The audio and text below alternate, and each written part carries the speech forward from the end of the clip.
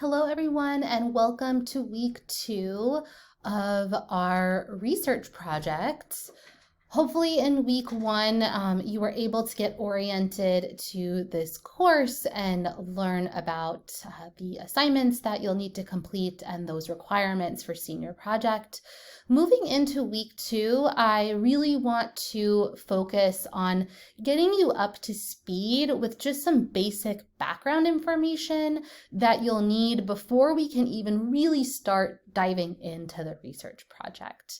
So I've put this module together and it has a lot of information. I want to start out by saying that I want you to take the opportunity to really read through this during weeks 2 and 3. I am not expecting you to read every single piece and watch every video on this module during week 2. I think that would take you a lot of time, but just take your time going over all of this and reading it in weeks 2 and 3. As of right now, there is a faculty strike scheduled for week 3, so I'm not really going to plan for any new material or assignments or anything like that during week 3. So we're going to spread out this kind of information dump and information overload over 2 weeks to hopefully make it more feasible and allow you to retain some more of that information. The way that I have organized this module and attempted to try and provide you with the information that you'll need to work on this research study is I've essentially organized this into a few different sections. The first area that I wanted you to learn more about and have kind of a baseline knowledge is the burden of tobacco use. So I've got some links here to resources from the CDC. This first one is a site that talks about some current statistics on cigarette smoking in the United States and the burden that does impose, which is quite a bit. Tobacco use continues to be the leading cause of preventable death and disease in the US as well as globally. There's also some videos here that talk about the epidemiology of tobacco use, talks about differences among certain groups and things like that. And then just a brief video from the CDC as well that talks about some of the harms of tobacco use. Many of those you are familiar with, but I just want to make sure you're all up to speed. I also then provide some information on evidence-based treatments for treating tobacco dependence.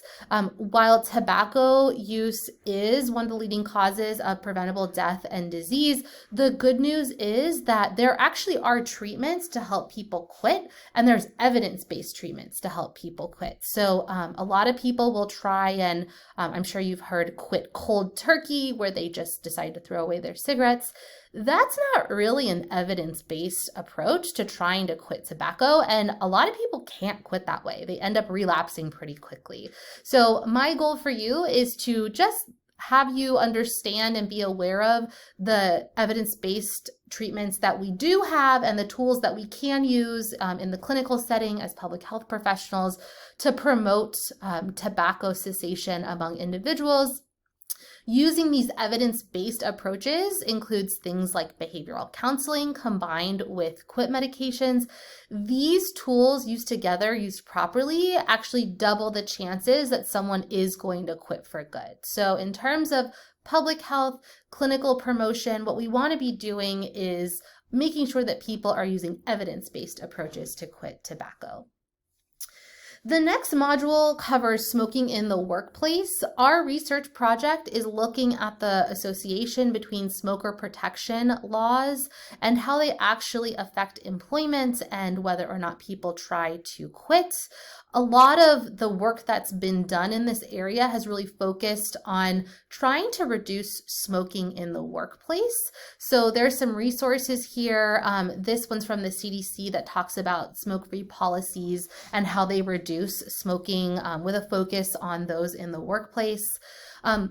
What we've also seen, besides policies that basically ban you from smoking in the workplace, is there's other policies that some employers have used where basically they've decided we're just not going to hire smokers altogether. So if you are applying for a job and you disclose that you're a smoker, well, that employer may decide not to hire you. And so there's a really interesting, well-done article from Forbes magazine that talks about some examples of these non-hiring approaches.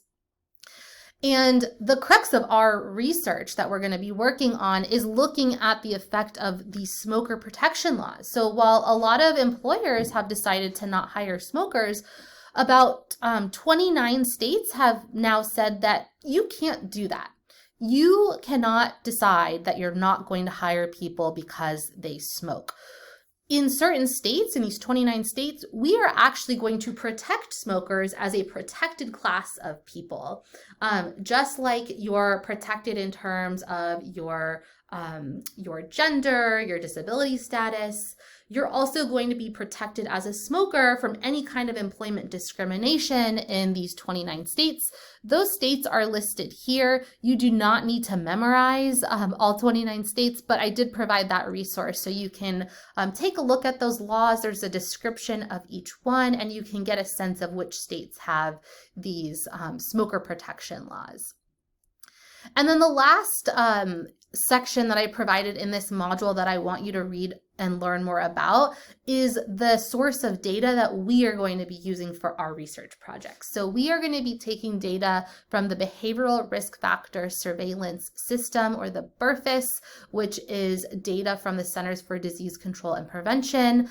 It's really important to know about the data that we are going to be working with before we actually get started on this research project. So you've got some resources to look through regarding BRFIS. My goal is that by the time we actually get started with the research part of this, that you have a good foundation and understanding of tobacco use, also tobacco use in the workplace and what's been done to try and address that, and also a strong understanding of the source of data that we're going to be using for this research project. This week, we are going to have a research team kickoff meeting. So as of right now, the research team includes myself.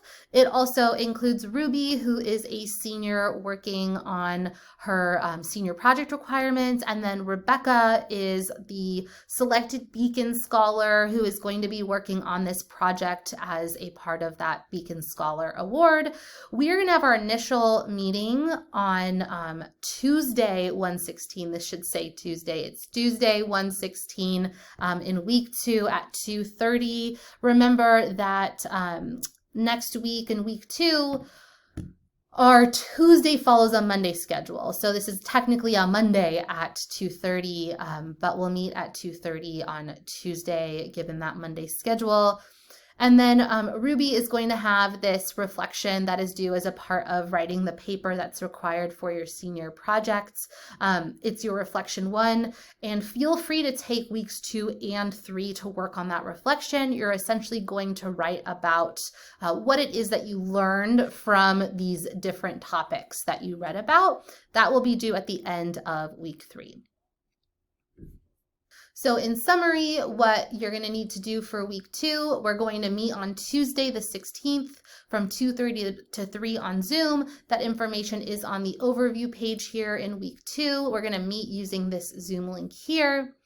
The rest of the quarter after week 2, we're going to meet weekly on Tuesdays from 11 to 11:30 via Zoom. If we decide we don't need to meet on a given Tuesday, we can cancel that meeting, but I do want us to have something just set on our calendars in the case that we do need to meet.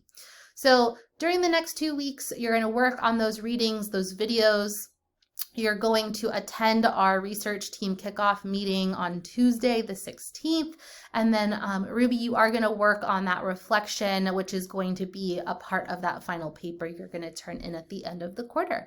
If you have any questions, please feel free to send me an email. Otherwise, I look forward to seeing all of you on Tuesday the 16th at 2:30 in the afternoon.